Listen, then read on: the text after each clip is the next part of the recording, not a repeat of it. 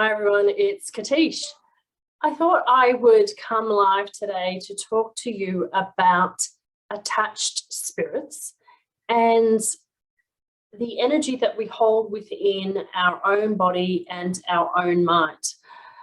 A lot of talk is happening about making sure that we're aware of our thoughts and our emotions, and being aware of emotions and doing something to make sure that we're not always in a negative mind space, so that we're not always leaning towards fear, but we are looking towards the light, and that we are transmuting emotions once we've received the messages and the lessons from them.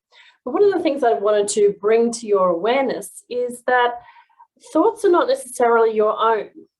And one of the things that I have had the complete privilege of experiencing and having as a part of my own journey is the knowledge that our lives and our energy can be influenced by spirits that are earthbound, who see us, especially those of us who are spiritual entrepreneurs, spiritual healers, light workers, as a safe haven.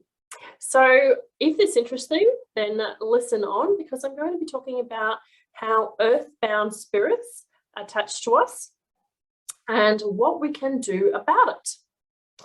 So let me start and go back a moment. So my name is Katish Haberfield. I am a spirit releasement therapist, a spiritual regression therapist, and a medium. My specialty is to work with people who are in the spiritual entrepreneurial field to help them do what it is that they're meant to be doing here on this incarnation. Now, a lot of the times we are blocked by our own limiting beliefs at the subconscious and superconscious levels. Now, the subconscious level is the mind stream from this lifetime. The superconscious level is the mind stream from all lifetimes. But sometimes there's another factor as well, and this is where we may be having in our energy field and on our physical body the mind streams that are associated with an earthbound spirit. Now, an earthbound spirit is the term that I prefer to call for what some people call a ghost. Now, a ghost is, in all reality, simply the energy of a human being who died and at death did not cross over.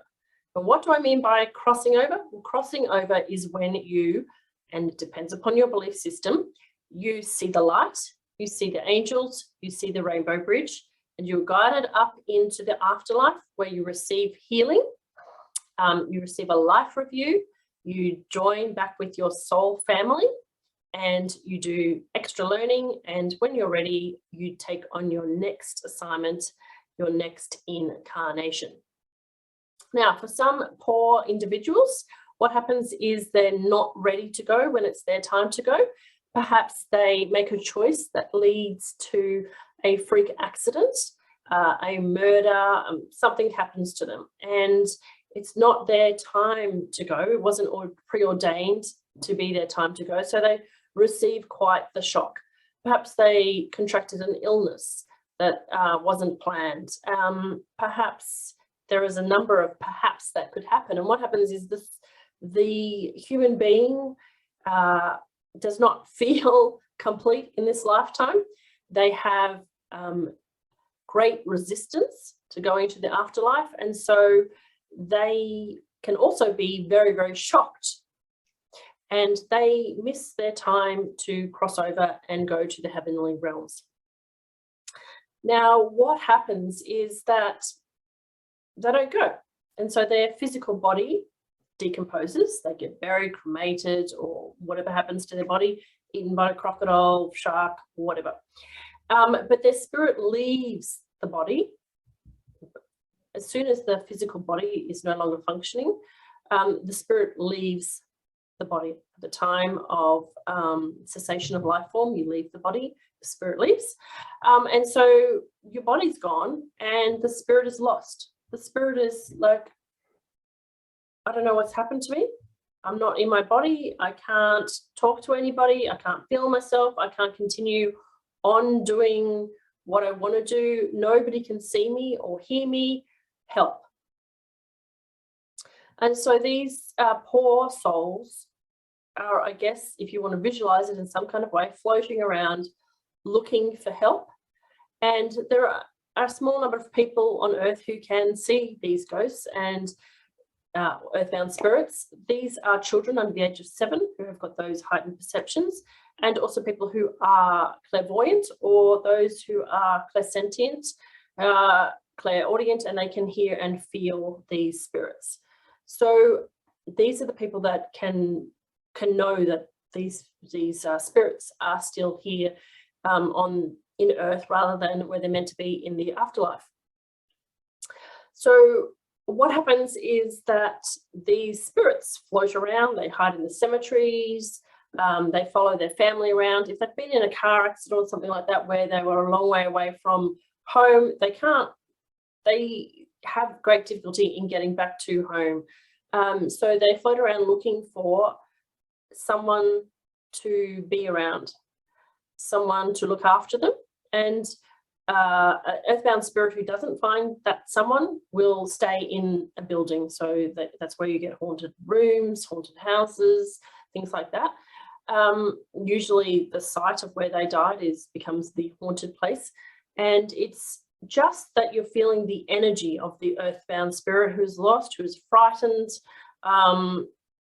who is confused. And if they're not crossed over quickly, they become agitated and afraid, and they will do all sorts of things to try and get somebody to know where they are. They will then try, if they are failing that, to try and help people, and sometimes their perceptions of a situation can be different to what it really is. So people who have attached spirits are likely to have a very bright aura. They are doing spiritual work. They are particularly friendly and open. And so these earthbound spirits, they are drawn to the bright light of these spiritual people, and they will talk with your subconscious and superconscious minds, and you may or may not agree to, but you will become a host for those spirits. You mostly don't agree to it because you don't remember it, especially if you're not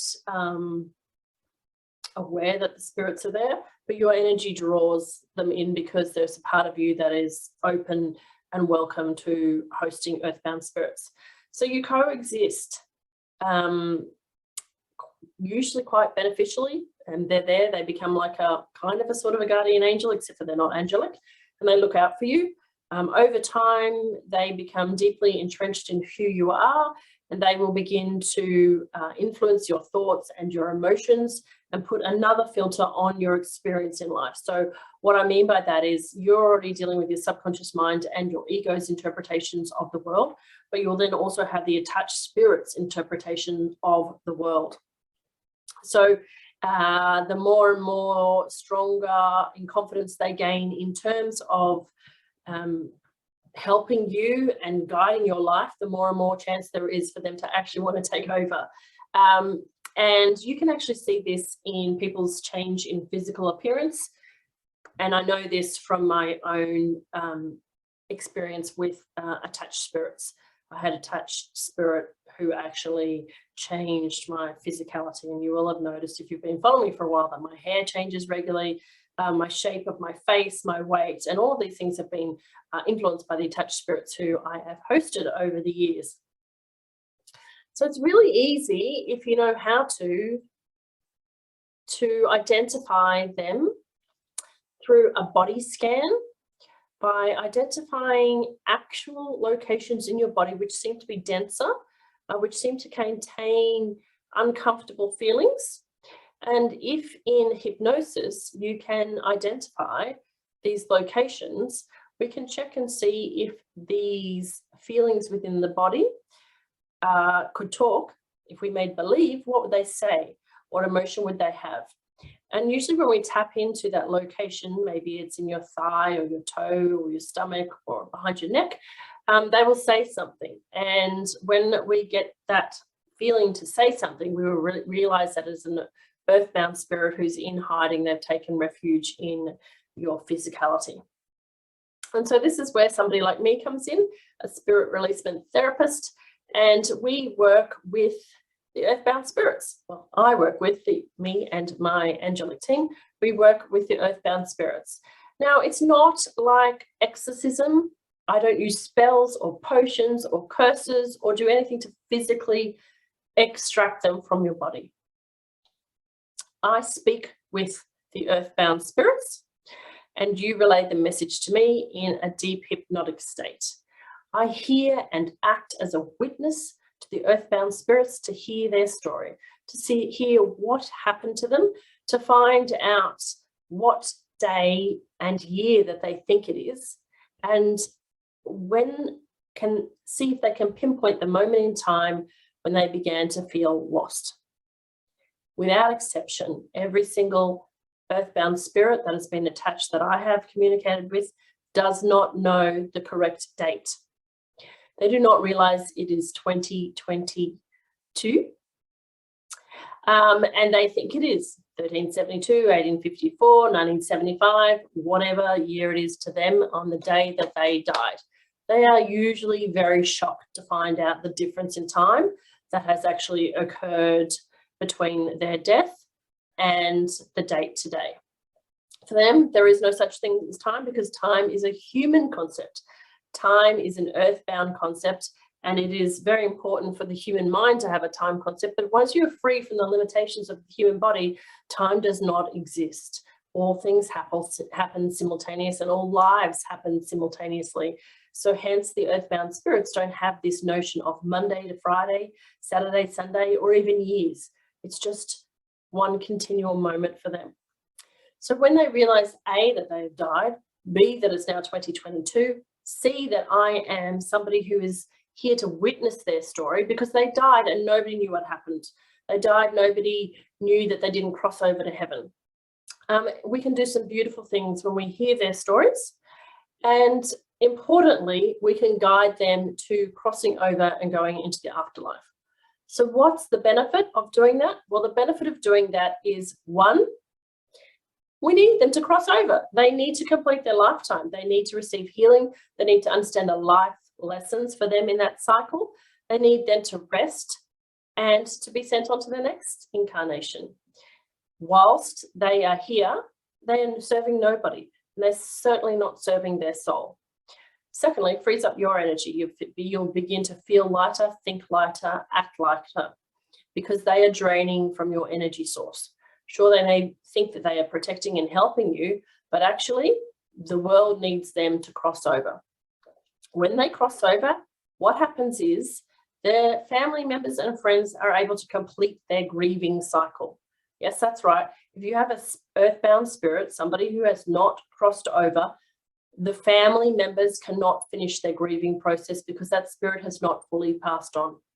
So to do this allows the emotions of the family to heal. And it doesn't matter whether that family has actually crossed over themselves or not, it all helps. So that's the second benefit. And the third benefit is, well, we can free energy if those people were also residing in a space rather than a body, so that places feel energetically lighter.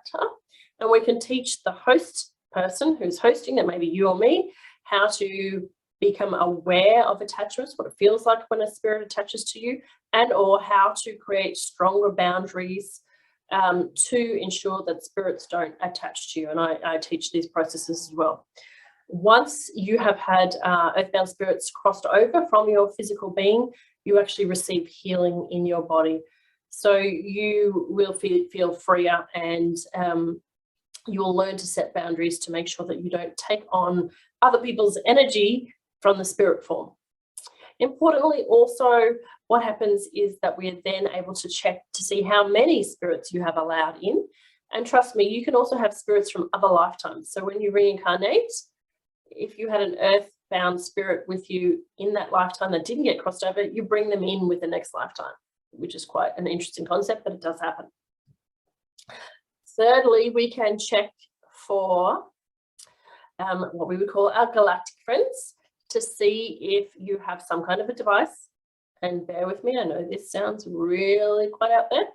To see if you have a device implanted into you, which is a monitoring device.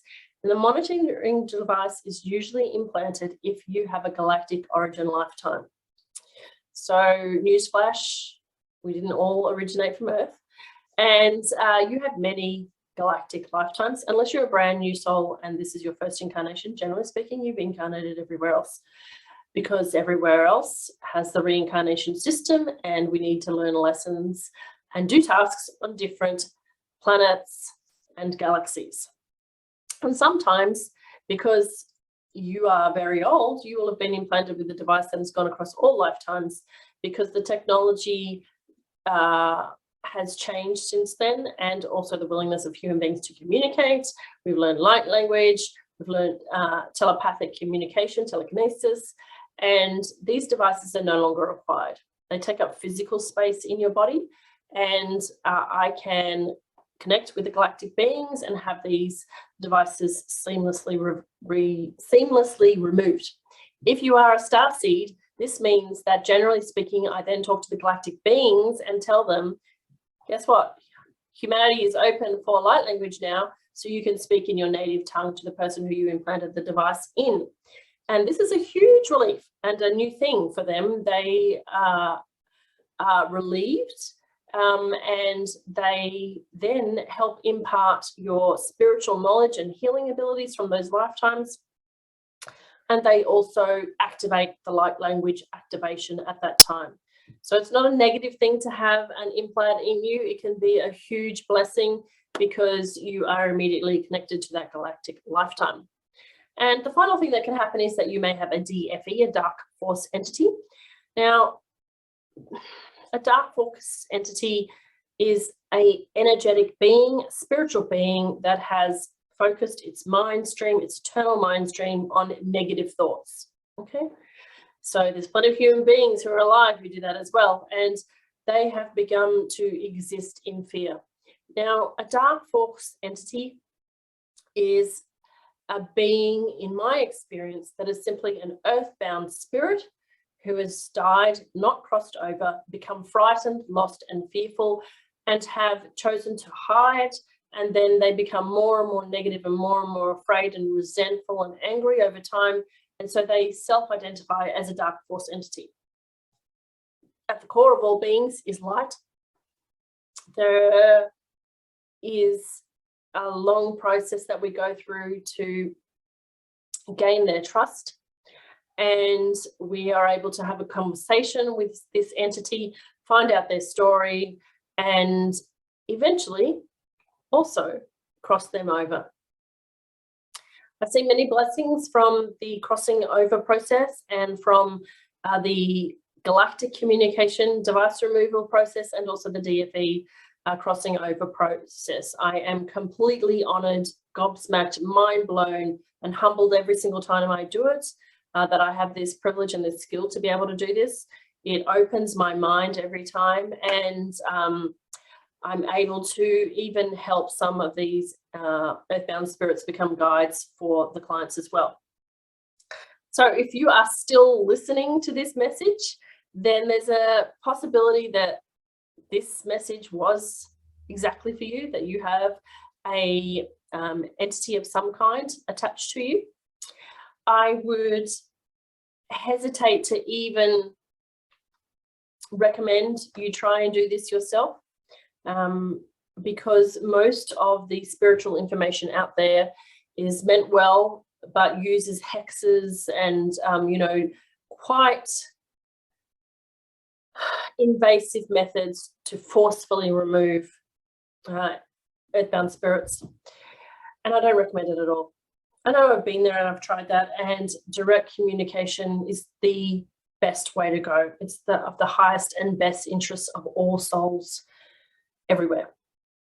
So I have on my website, katish.com, information for you about the crossing over process. I have how it is involved with me in sessions, where you can do private sessions, which are probably my most expensive sessions because they're the most intensive and the longest, and they need 3 sessions, follow-up sessions, to ensure that you heal and we get each and every one of those entities, and also that we can take you back to the lifetimes if there are past lives where these entities attached to you. We can go back to that moment in time. You can see how it is that you attach to that entity from your point of view, not theirs, and you can check any limiting beliefs that allowed you to attach that entity to you, reframe them and get the life lesson so that you can move forward in life. The second thing that you can do is you can opt in to become part of season 5 of the Infinite Life podcast. We're doing an entire season on spirit attachments and spirit releasement therapy. So I've got the opportunity for 12 people to become involved with the podcast. I'll be giving the first session, that's one session only. Instead of $333 US, it's $33 US. So massive savings. You hand over the rights to the video and the audio and the legal rights to that session so that I can use it on the podcast for educational purposes. And whether you choose to do session 2 and 3 with me at the full price is totally up to you. You will have had at least one full session where we have released as many entities and given you healing as possible. You'll also receive personalized audio recordings to help you with your healing process and to learn to do the body check and scan process yourself. So there is an application form on katish.com. And you need to fill that out and pay the fee, and you'll become part of season 5 of the Infinite Life podcast. If it sounds interesting, but you sound horrified at the thought of sharing this with the world, maybe you have some self-shame about that, which is totally understandable, but totally not necessary. There's nothing shameful about it. If you have entities attached to you, it's because your light is really bright. So nothing negative there. Then you can book private sessions, as I said. So I just wanted to leave this message today for those of you who may consider that this might be something that is worth looking into for you. So namaste, take care.